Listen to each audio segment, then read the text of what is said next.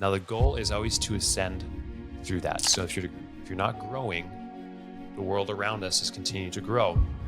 You have to continue growing. If you settle on just being okay, it's kind of an indicator that you're not going to be in business for a long period of time. You want to continue to grow. You want to continue to excel. And that doesn't mean you have to grow a massive business. It just means you have to continue to learn and continue to adapt to changing times.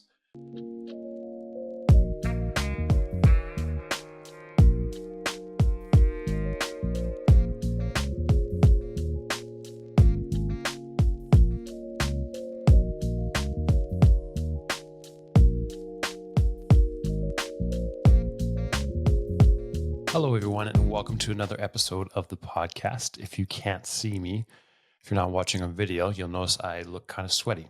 I did take a shower. I just finished a run, and I can't stop sweating. If anyone watches Seinfeld, you know that episode where they talk about a shower not taking, and the shower did not take.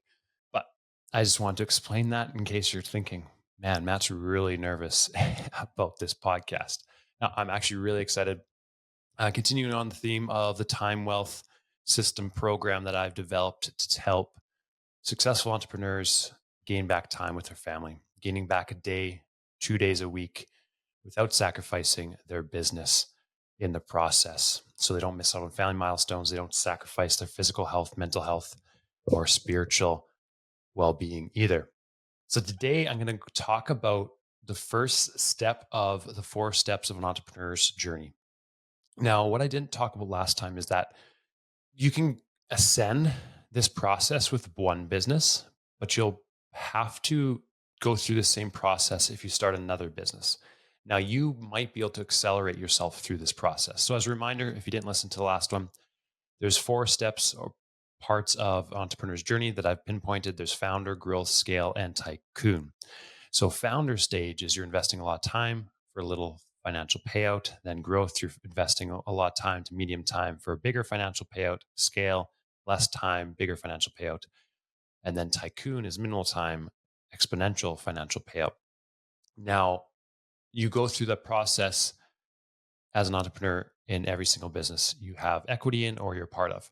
Now, as you ascend once, you can become more strategic. And the reason you become more strategic in your next business assets you own is because you'll have gained more capital in terms of money, in terms of experience, in terms of understanding your geniuses and your zones of genius, and in terms of relationships, connections. So you can expedite that process. So let's say I ascend to scale in one business and I want to start another business up. At that point, I'll have more capital to then inject into the founder phase, growth phase of an already existing business or a new business. And I won't have to invest as much of my time because I'm investing with my capital. Now, there's 3 things you can invest again, or actually it's multiple things, but predominantly it's time and capital. So if you're low on capital, you have to invest a lot of time. If you're low on time, you'll probably have to invest capital, connections, things like that. So that's the process. That's the goal. And when I say goal, I don't mean to own multiple businesses.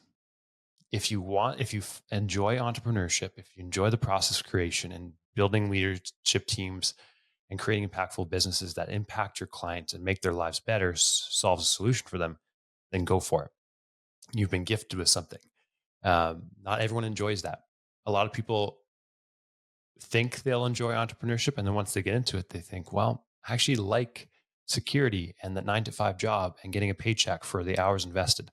But there's other people who would rather be a little more risky and leverage their time and learn how to create and experiment and grow in that process. And I'm not saying either one is right. We're just all been designed differently. I'm very grateful for more employee mindset people in the businesses because they get things done. They're much more efficient, productive, and valuable in positions that I wouldn't be as valuable in, and vice versa. So if you are an entrepreneur and you're just starting up, this episode is for you. So when you start up, I'm going to share my screen. You'll see this visual here. So when you start, Your aim is to establish foundational strategy and practices to set your entrepreneurial journey in motion. So there's certified through Business Made Simple. I'm a business coach, and there's something we use called the business airplane. And that's the foundation I'm talking about. You're going to build out 6 parts of your business airplane: leadership, marketing, sales, service slash products, cash flow, operations, or productivity management. Those are the 6 parts. And you're going to invest your time and energy into those things pretty balanced. It's not going to be just focusing on sales, where you might have sprints where you're doing that, but you need to grow the whole business airplane. That's the founder stage. And again, like I said, it's going to be a lot of time unless you've gone through the process before and you have money to invest and hire people to do it for you. It's going to take a lot of your time to go through that process. Now, the goal is always to ascend through that. So if you're not growing, the world is continuing to change and grow, right? Or the world around us is continuing to grow. You have to continue growing. If you settle on just being okay, it's kind of an indicator that you're not going to be in business for a long period of time. You want to continue to grow, you want to continue to excel. And that doesn't mean you have to grow a massive business. It just means you have to continue to learn and continue to adapt to changing times. So again, founder phase, that's where you're investing a lot of your time and you're working on building the business airplane. Now, these are the pillars that you'll go through in your process. So you have systems, you have a team, you have a plan, you have optimizing, you have value. So you can go through these pillars in every part of the entrepreneurial journey: founder, growth, scale, and tycoon. But predominantly, you're going to be focusing on planning. The team is mostly you. You might be a solo entrepreneur. You might contract some people out. And then systems. So planning and systems. So planning around leadership, marketing, sales, service and products, operations, overhead, and cash flow. Then systems, SOPs, roles and tasks, CRM, AI, workflows. So I'm going to go through each one of these pillars underneath, each subcategories underneath of these pillars. So let's start with plan. So when I say plan, you're planning uh, a direction for your business in these 6 aspects of your business airplane. So leadership sounds like something more subjective, but it's actually measurable. You can measure that and then see the show notes to do a free business assessment to see where you stack up in all 6 aspects of your business airplane. So leadership is, hey, where is this plane going? How do I ensure that myself and people I work with know where we're going? What's the mission? So you're going to create a measurable mission, a mission that has 3 economic goals: a due date or a date that you're aiming to complete these economic goals, and then a purpose behind that. So 3 goals, a date, and a purpose, why that's important. That'll get your team and you bought in during the process, because entrepreneurship is not easy and you have up and downs, ebbs and flows as you go along. And that purpose is really important. And having something to pursue is really important instead of just kind of winging it and taking it day by day. You need someone building that out. Marketing. So marketing is where you're going to use the story brand framework to create your marketing collateral. So what a lot of people do is get wrong is they get marketing wrong because they're advertising their product, their service, their business as the hero, when in reality, your client is the hero. You need to make them the center of the story. So think of any good movie, and Donald Miller is really good at explaining this through his story brand framework. Think of any good movie. There's a hero, there's a guide, there's a villain, there's a problem, there's an ideal situation, there's a step-by-step plan to get there. That's what your marketing actually consists of. If you can pinpoint your avatar client, understand their problems, understand their desires, and give them an easy to understand, actionable plan to get there, your marketing will get way easier because you can adjust different parts of this. I believe it's called the SB7 framework, 7 pieces to this, to create different collateral, marketing collateral, whether that's video, whether that's podcasting, whether that's short form, long form, short written, picture posts. Everything is through that lens. So actually, Donald talked about this, Miller talked about this on his podcast, that a lot of indie films don't do as good with viewership because they don't follow this framework. So you think of Star Wars, the hero is Luke Skywalker, right? The guide would be Yoda. And you just start to look at all these movies through that framework. And once you understand it, marketing gets a lot easier and a lot simpler. Sales is the next thing. You're going to have a sales process, which a lot of people get overwhelmed. A lot of business owners get overwhelmed because sales can be intimidating. You don't want to feel sleazy. You don't want to feel like you're forcing someone to buy. But once I understood this, it got a lot easier. It's simply about sitting across from someone and understanding their problems. And if you truthfully have a solution to them, you are obligated to tell them they need your solution because they're stuck somewhere and they want to be somewhere else. And if your product or service is their ticket to get there, then you need to tell them that's what they need. We have a hard time contrasting our money and our problems. Right? So if I invest in something, I can see that leave my bank account. It's hard for me to see that, well, if I don't invest in this, if I just see the price tag, if I don't invest in this service that can solve my problems, the specific problems for your niche market, then I'm going to have a negative side effect in the future, right? That could be money, it could be energy, it could be relationally, it could be all these different things. So you need to be able to have that conversation, invite the person you're sitting across from, make them the hero of the story, and help them understand their problems, help them understand where they want to go, and then create a bridge from where they are to where they want to go. Now, then you invite them and you call them to action, say, hey, let's do this thing. And then you can structure payment plans and everything else like that. But that's the less important part, because if you are able to tell a really good story and show them that, if truthfully, like morally, if they have the problem you can solve, then it is your obligation to say that, right? So if you don't say that they need that, then you're okay with them struggling with this thing for a long period of time. And if you truly believe your service is the best, they could leave your business if you didn't call them to action and go somewhere else to someone who maybe doesn't have some good moral values, and they're just going to sell them for the money, and then they've lost money without actually solving their problems. Then service and products.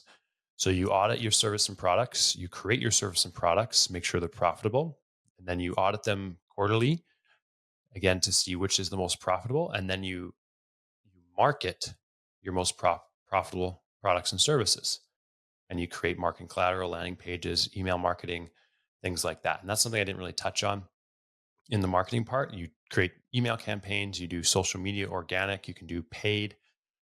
So those are all ways that you're going to sell your service and products. And when I say plan, you're going to create goals around these, either to complete, hey, I'm going to complete the leadership component, or I'm going to aim to get this many leads with marketing. Then you have operations and overhead. These are your team meetings. This is your operating system.